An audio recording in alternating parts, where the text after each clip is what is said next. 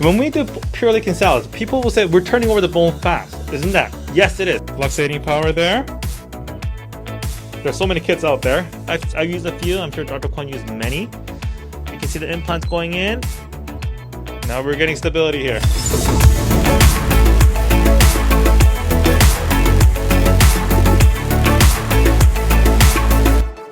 But I think it'll be also good for you guys so you know what type of typical cases that I do in my practice rather than, bringing out one simple single implant. Because to be honest with you, in my practice, I don't really get to do simple single implants much.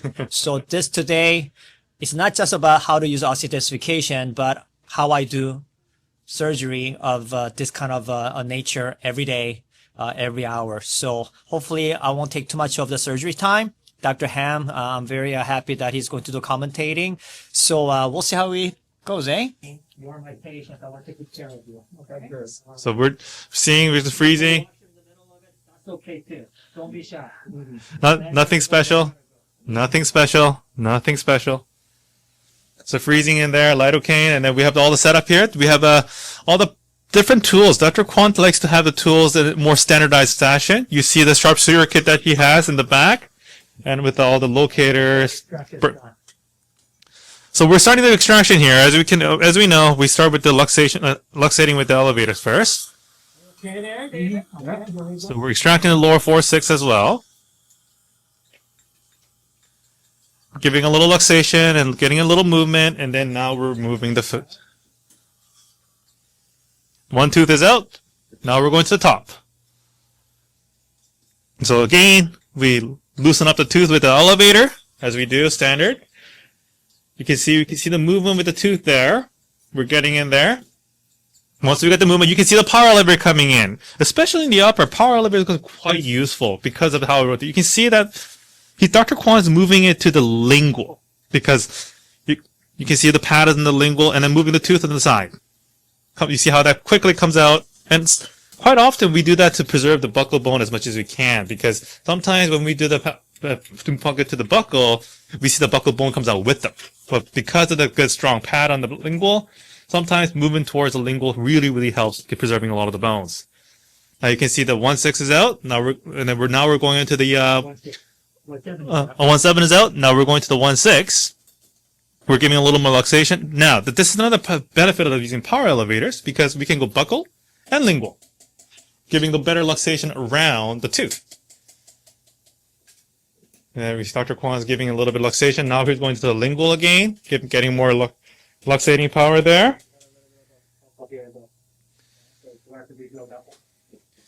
And Dr. Jin is asking the anesthetic of choice. Dr. Kwon is using lidocaine. And the articaine. And some mix them with the articaine as well. Oh, the articaine first. Dr. Kwon likes to do articaine first, then lidocaine. Articaine does more profound free anesthetic, and lidocaine prolongs it with the epinephrine there. And also it has the hemostasis effect as well because of the elevated anesthetic.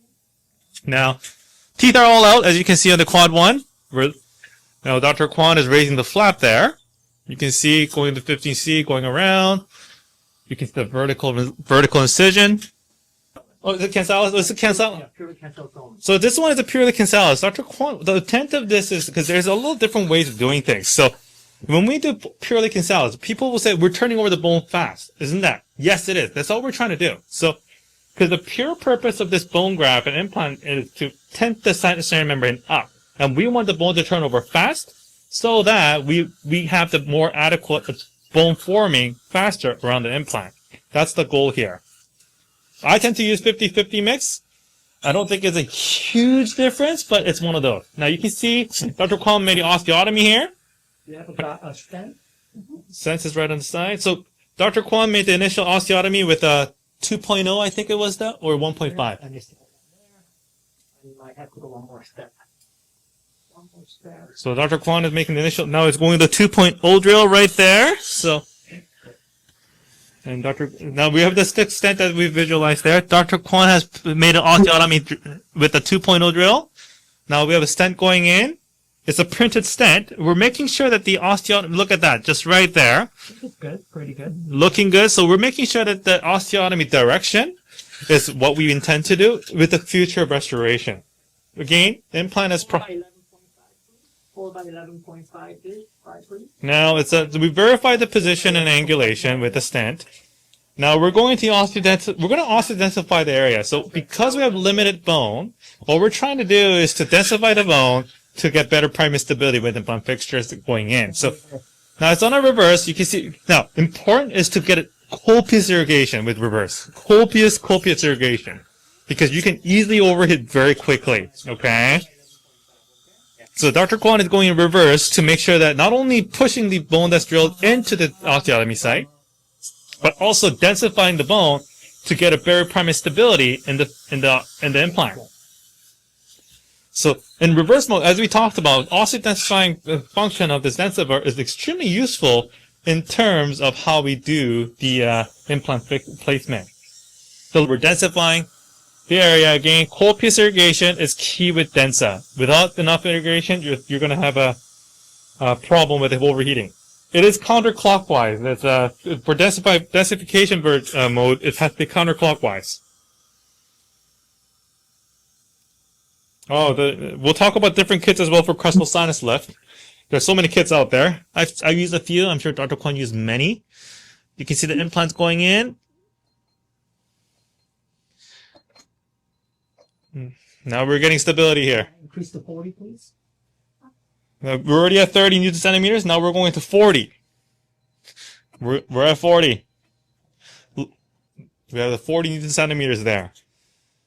Knowing how thin the bone was and knowing how the little bone we had, getting 40 Newton centimeters, that's pretty impressive, I think, at least. So it's we got the result we want for the 1.5. Now Dr. Kwon is measuring the depth and actually fine-tuning the position of the implant here. So we can see that Dr. Kwon is measuring. Lost the torque?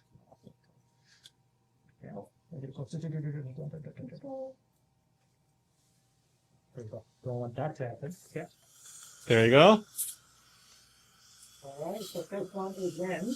So the first one's in. Good torque. We got a good torque. Or did we lose the torque? We got the torque 40. Little over 40. Little over 40. Now we're going to the second one. I'm going to make a landing pad there.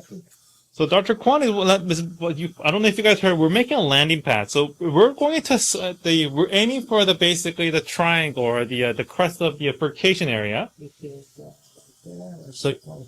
So we're gaining. You see the round, but we're flattening the birth. So if we have a slope, what happens is that your birth's gonna slip. Like any osteo drill, it's gonna slip into the other root socket or anything else. So what? We gotta go right in the middle. So what we're doing is we're exactly where we wanted to be landing, exactly medial distally and buccolingually, the location where we want the bird to be. We were flattening the bifurcation area so that the drill will not drift and make the osteotomy exactly where we want it to be. Again, the last Densa bird drill, that was a 3.0. A 3.0 drill, Densa, and then we placed a 4 by 11.5 implant fixture. And we got it over 40 Newton centimeters of the torque. Now, Dr. Kwon is going in with surgical 557 to get the little initial osteotomy there to make sure that we have the initial point for the initial drill to go in. Now, Dr. Kwon is going in with the initial drill there. So, pilot drill for the Densa bird to start. Again, now in the pilot drill, we're actually going forward. Okay, we don't go reverse in the pilot drill, right? Because we have to make sure that our location is what we want it to be. There you go. So we made the initial osteotomy with the pilot drill. Now we're going to go with a 2.0. So now we're going straight from this point on, making sure that we're going in. We're still going forward. A little forward here. There you go. Now from here on, Dr. Kwon's probably gonna go reverse, and it's going to be now. But before that, Dr. Kwon's matter. Now, you can see the position here. We'll stop right here for a bit, so we'll just visualize. Look at that parallelism with the 5, because we want it to be parallel. You know, it's like if you want to be too divergent, then prosthetic portion is gonna be difficult. And you can see the verification with the stent in relation to the future prosthetic is the way we want it to be. We'll go reverse now. So now we're going reverse. It's a 2.0 drill, we're going to reverse down right to just base of the floor of the sinus. Okay. Now this haptic feedback is quite interesting. When I first used it, I really hated the feeling, but then once